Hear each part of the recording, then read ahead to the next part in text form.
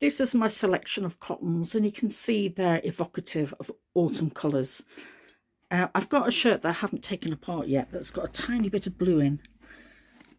So I've got creams, mustards, maroons, olive greens, brighter greens. That's actually more of a, that's not quite as an emerald green as it looks on camera.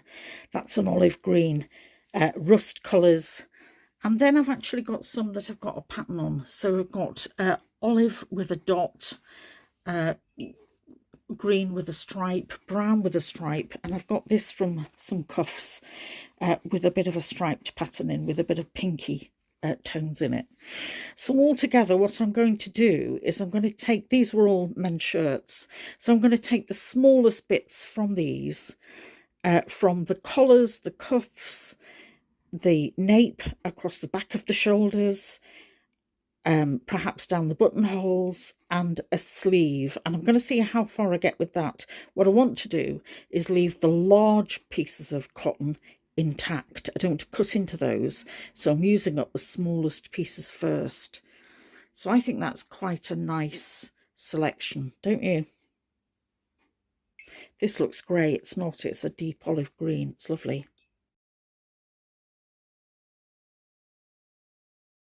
Now, this shirt was interesting because it has a stripe, and within the stripe there are two colours, which is a cream, a blue and a brown.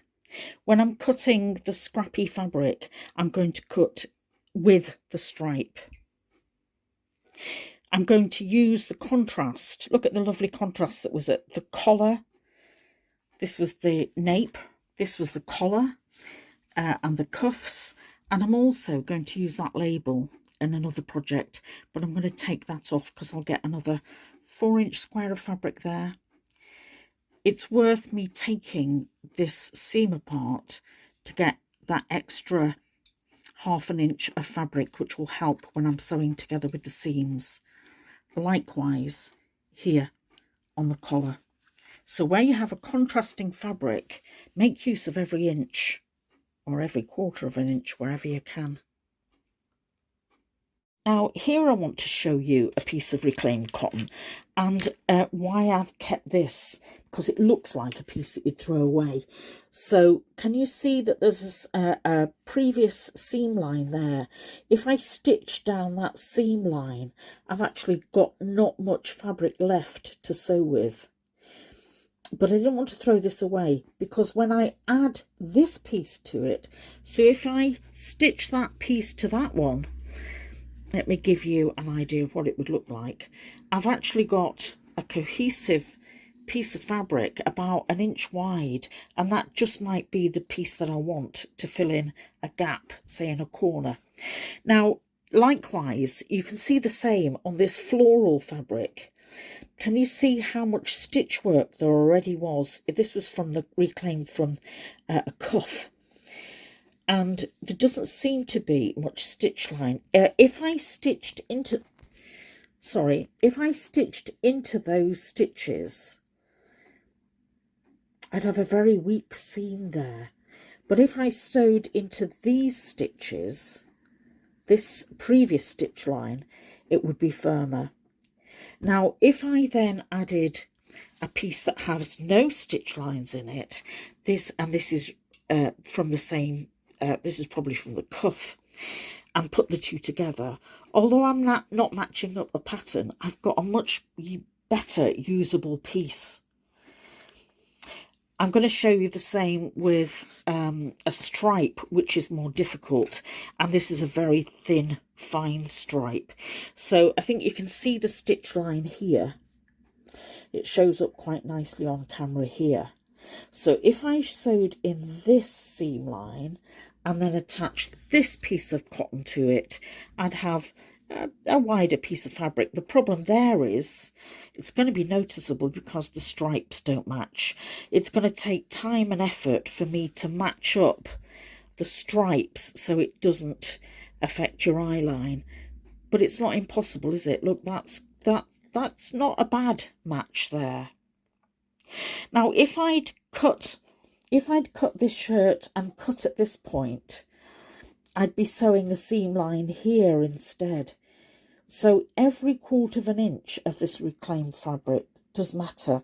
The only time I don't take apart these seams is when either my eyes are too tired and it's a dark cotton and a dark thread and I can't see very well, or the stitches are so tiny it's just not worth the effort for me.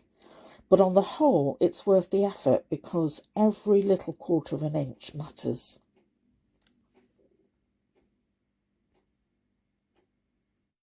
In using reclaimed fabrics, where there's a very evident seam line, I'm going to use that as my stitch line rather than a quarter-inch seam here. I don't want these holes to show on the piece of fabric.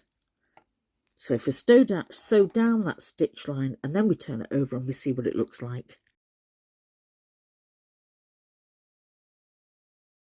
To repeat that here on the green piece and sew down this stitch line.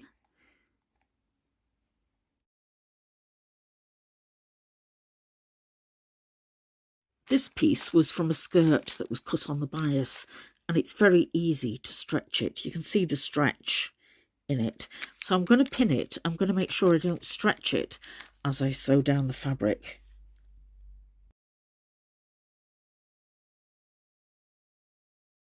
But the pieces I've chosen to sew to it either side of the fabric aren't cut on the bias, and that will help stabilise this piece. If you have a piece of fabric that has an orientation to it, a stripe or a gingham, it adds more interest to the piece if you can cross the grain without stretching the fabric.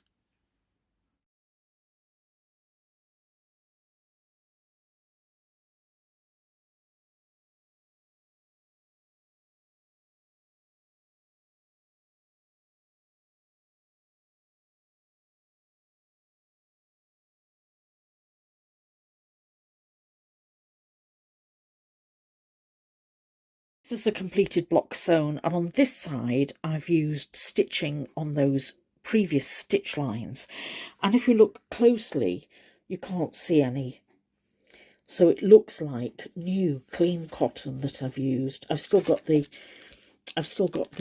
wax paper on the back, which is why it looks a bit wrinkly at the moment.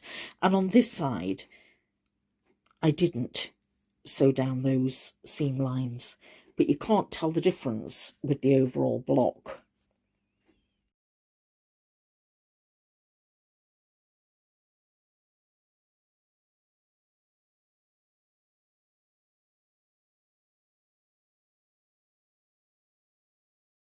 You can see by some of the choices of material that the material is thicker. Now the last thing I want to do is break my needle, so I'm going to change now to a jeans needle, and I'm also going to change my thread colour from the lighter colour that I had in to this darker Gutterman's quilting thread.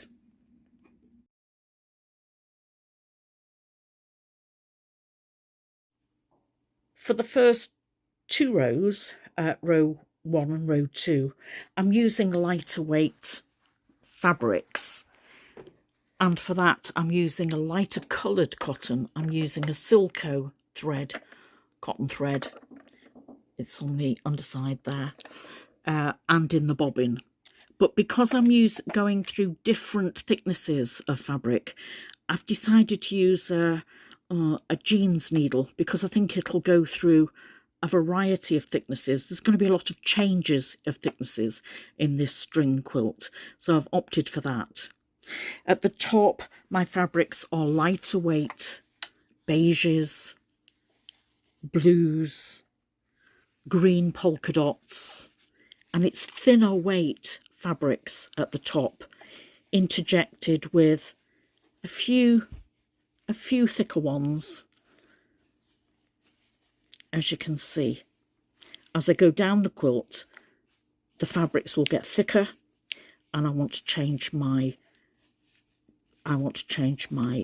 colour of cotton thread to match that change, and I'm using this Gutterman's quilting thread, 100% cotton. This is 300 metres. Don't know what colour this is meant to be. I don't know if it gives the colour. let's call it cappuccino, shall we? If we can colour anything, call it cappuccino. I'm going to change that in my bobbin and in the top of my machine, because I'm now going to sew row 8 and 7 going upwards, and I've got thicker weight fabrics. As you can see, these are thicker shirts, possibly trousers, ladies' dresses, thicker weights. The jeans needle will still cope with this, and this thread will combine all of those together.